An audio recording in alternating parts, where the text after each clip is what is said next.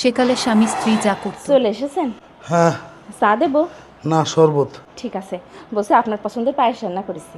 ঠিক আছে ঠিক আছে। আর কিছু রান্না করেছো? হ্যাঁ, আপনার পছন্দের মুরগির মাংস। আর সালাদ? হ্যাঁ, তা আবার বলা লাগে, সালাদও বানাইছি।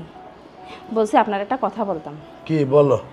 বলছি আমি একটু এক রাতের জন্য মার কাছে যেতে চাচ্ছি, মার কথা খুব মনে পড়ছে। ও, এই জন্য এত খাতির যত্ন হচ্ছে। ঠিক আছে, যাও, কাল সকাল সকাল চলে আসবা, আর রাতের খাবার রান্না করে দিয়ে যাও। ঠিক আছে, সেই কথা আবার বলা লাগে, আসলে আপনি খুব ভালো মানুষ। আমি কিন্তু আনতে যেতে পারবো না নে। ঠিক আছে, আনা লাগবে না নে, আমার জন্য দোয়া করেন। ঠিক আছে, তোমার কথা আমার মনে পড়বে, সাবধানে যেও। ঠিক আছে। একালে স্বামী স্ত্রী যা করে। চলে এসেছো? হ্যাঁ, যান, এক গ্লাস পানি খাও। পারবো না নে, তুমি যে টেবিলে রয়েছে ঢেলে খাও। দাঁড়াও দাঁড়াও, একটা কথা আছে। আমি 7 দিনের জন্য একটু মার কাছে যাচ্ছি, তুমি আমার একটু 4 দিন পরে যে নিয়ে আসবা। ঠিক আছে, রান্না বান্না কিছু করে রেখে যাচ্ছ? রেডি হওয়ারই সময় পাচ্ছি না, কি করে রান্না বান্না করবো আমি? বাসায় কিছু চিড়ে আর মুড়ি আছে।